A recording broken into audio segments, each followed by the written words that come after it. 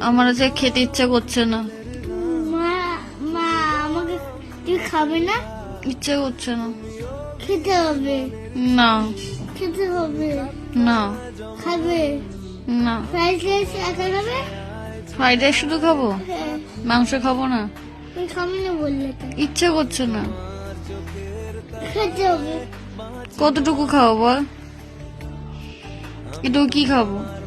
Fried rice. তুই কি খাইয়ে দিবি আমাকে? হ্যাঁ। শিওর? sure. আচ্ছা, তাও খেতে হবে? ইচ্ছে না করলেও খেতে হবে? হ্যাঁ। সত্যি? সত্যি সত্যি? সত্যি। একদম সত্যি কথা।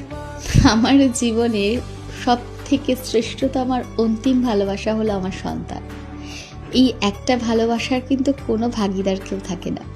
এই ভালোবাসার মধ্যে থাকে নিখুঁত ভালোবাসা, অগাধ স্নেহ, আদর মাখা সমস্ত কিছু। আমার একমাত্র সন্তানই আমার সব থেকে বেশি খেয়াল রাখে। প্রত্যেকটা সন্তান তার মায়ের শেষ ভালোবাসা।